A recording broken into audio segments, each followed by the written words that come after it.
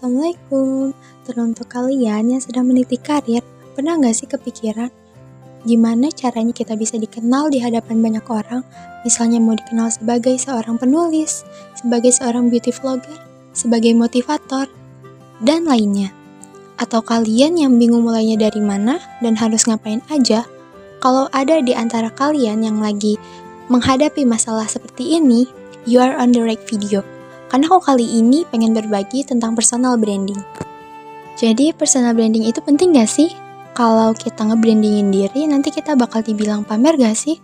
Terus apa bedanya personal branding dan pencitraan? Di sini, aku akan membahas 3 hal. Pertama, apa itu personal branding? Yang kedua, apa personal branding itu penting? Dan yang ketiga, gimana caranya kita bisa memulai personal branding kita?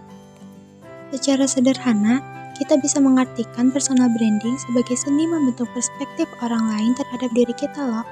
Kita nggak bisa ngatur persepsi orang, namun kita bisa mengarahkan persepsi orang lain, dan ini yang disebut sebagai seni dalam personal branding itu sendiri.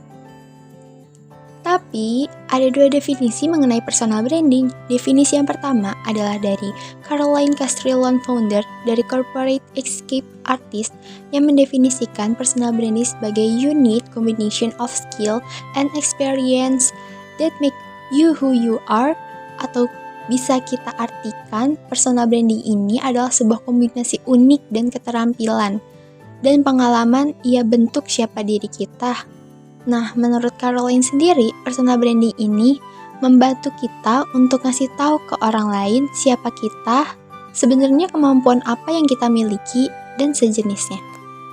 Definisi yang kedua dari Sergey Berbatov dari Vrije University Amsterdam yang menyatakan bahwa personal branding adalah proses strategis yang meng-create atau menciptakan, memposisikan, dan mempertahankan kesan positif tentang diri kita yang dibangun dari kombinasi keterampilan tertentu.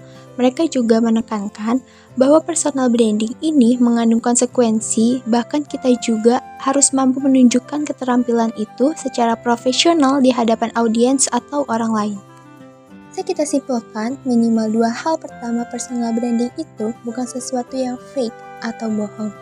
Beda dengan pencitraan, kita memilih bagian mana yang ingin kita tunjukkan sebagai identitas kita, dan ketika ini kita lakukan secara konsisten, pikiran publik juga akan menangkap bahwa kita adalah sesuai identitas yang ingin kita tunjukkan.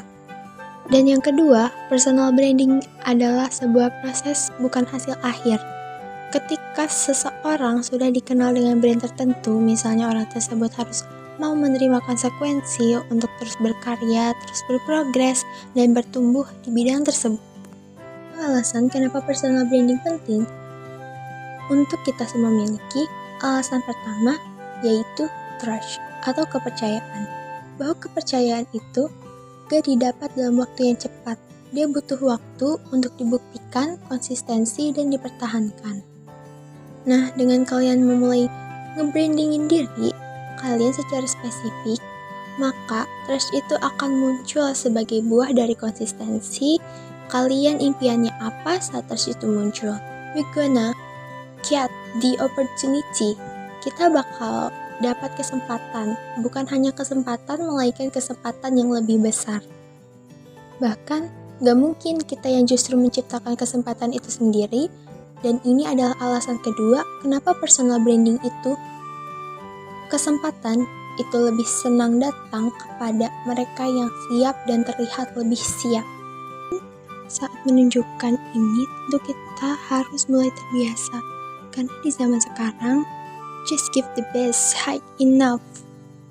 Kita harus tunjukkan dan mau menunjukkannya terlebih dahulu kalau memang kalian punya kemampuan atau skill yang tujuannya adalah agar orang tahu dan mulai sadar dengan kemampuan dan kelebihan yang terjadi pada diri kalian. To make it sustain, maka lakukan 2 hal ini. Pertama, tinggalkan legacy, dan yang kedua, make a positive impact. Selesaikan masalah sosial yang ada di sekitar kita, di organisasi kita, di lingkungan kita, di wilayah kita, di negara kita, maka dengan sendirinya persepsi publik itu bakal terbentuk. dan jauh lebih long lasting atau tidak ada di kedepannya. Sosok boleh berganti, namun legacy dan nilai tentu akan dibawa mati. Maka kamu pastikan personal branding kita bukan sekedar untuk kepentingan sesaat, namun justru untuk jangka panjang. Nah, itu dia tips membangun personal branding. Semoga bermanfaat dan terima kasih untuk teman-teman yang sudah menonton video ini sampai akhir. Wassalamualaikum warahmatullahi wabarakatuh. Bye-bye.